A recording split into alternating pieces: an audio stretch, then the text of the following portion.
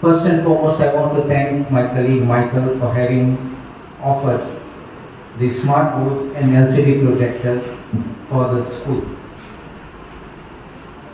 I won't say much, but a few words I will say to you. First, I thoroughly enjoyed the program of the dance, followed by the fancy dress, I would say a costume, a parade of our children dressed with all national leaders. And I could get that feeling as I walked into this hall that we are going to have a celebration, pre-independence celebration. You could see on the wall the flag, on the backdrop, the flag which is there, the motifs of the Indian flag which is there, and therefore I could see the theme building up towards 15 August celebrations. Congratulations, it was a beautiful program. When we think of technology, I want to only say a few things. Today, unless we have a mobile phone, we don't know how to use it. Think of it today. When we give the mobile phones in the hands of our parents, they are confused. They don't know how to use it fully. They only know how to make a phone call or receive a phone call. Many things which are available on a smartphone, they don't know. That happened to my parents. The first time we got a computer in my house, my father was the first one to have a computer in Goa amongst lawyers. Think of it. Many lawyers came to our house to see a computer. And when my father set up the computer and he pressed enter, the next screen opened and my father thought the computer has crashed.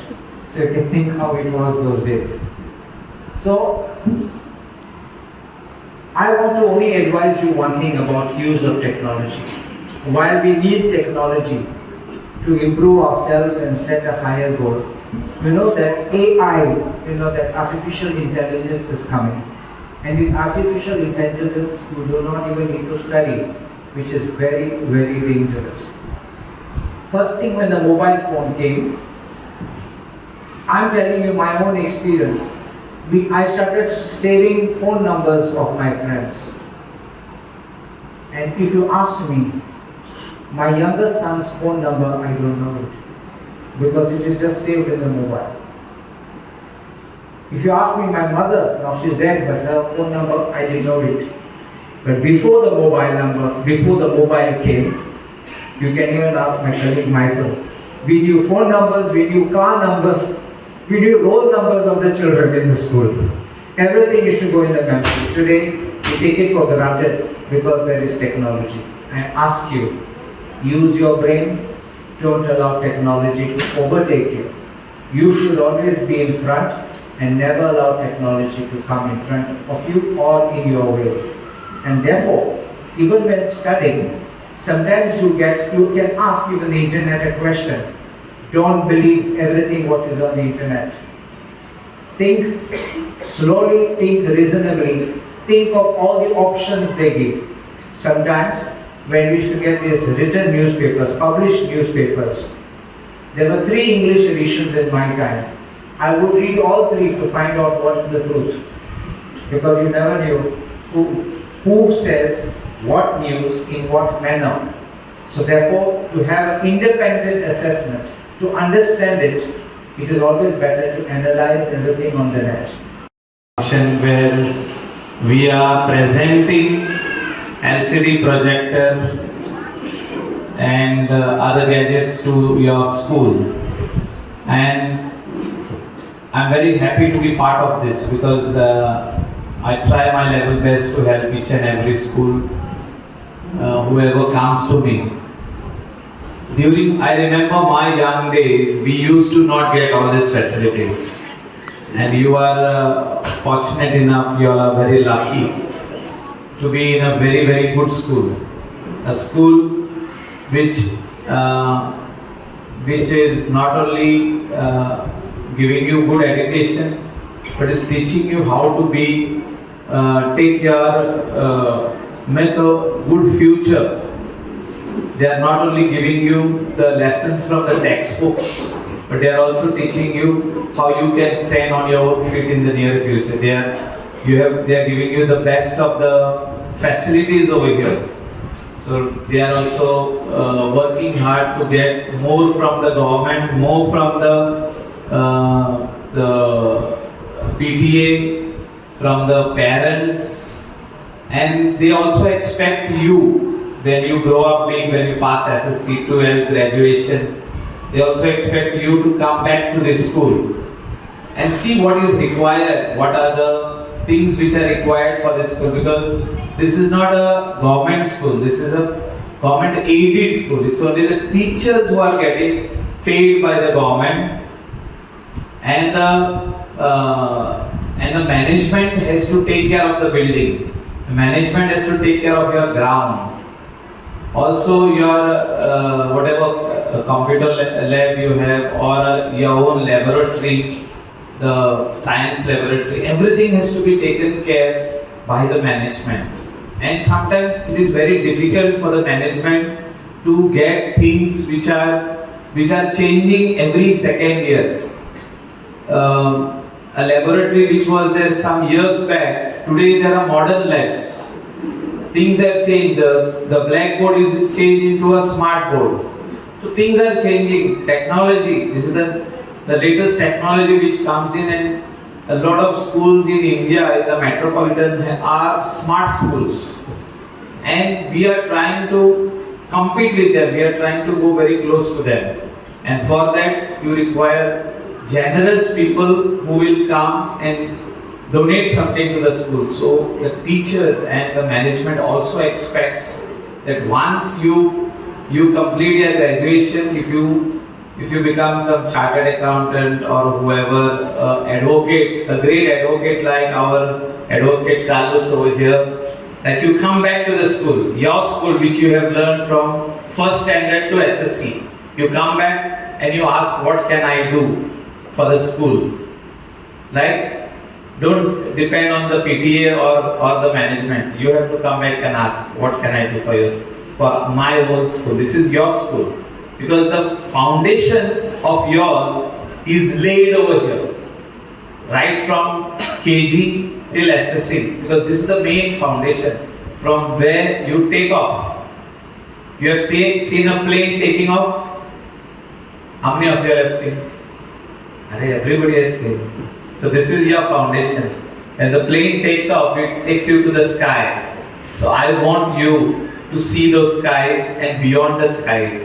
That is when you pass out SSC 12, and then you enter into your real life, and that is what you will be doing on your own, whether it is business, whether it is working for some company, or you're going to be a IIT engineer, or you're going to be a pilot, you're going to be a policeman. So many streams you can just choose.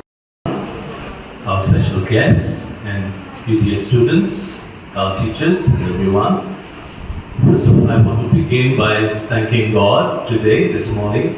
It was a beautiful day for everyone, for you beautiful people here. Today, Independence Day 14th, I want to thank God for a special saint, Maximilian Kolbe by name. He was a very good dreamer. He wrote papers. He founded institutions. But something that he really did was he served people. And he served people in such a way, he was ready to give even his life for others. All the students, I take this opportunity to thank Sir Michael Lobo for sponsoring 2 smart boards and an LCD projector.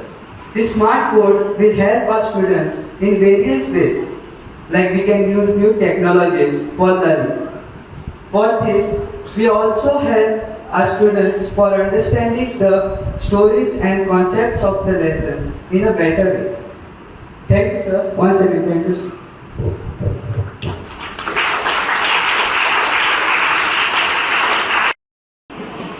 Good morning to one and all present here. On behalf of St. Xavier School, Manager Reverend Father Alexander Pereira, our staff and students, and the PTA executive members, I take great pleasure to welcome you, dear Mr. Michael Lobo and Mr. Carlos Alvarez Ferreira, for today's event. Welcome to a space where ideas grow and friendships flourish. It is absolute pleasure to extend my hearty welcome and introduce to you a loving, supportive, and a competent personality, Mr. Michael Lobo.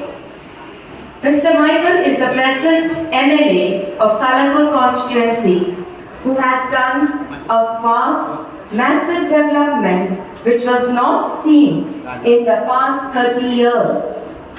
Right from young age, I know Michael always had helpful nature. He was a Deputy Speaker of Goa Legislative Assembly, truly a man of vision, supported by his wife Delilah and son Daniel and daughter Malaika. Let's put our hands together to welcome Mr. Michael Lobo. Thank you.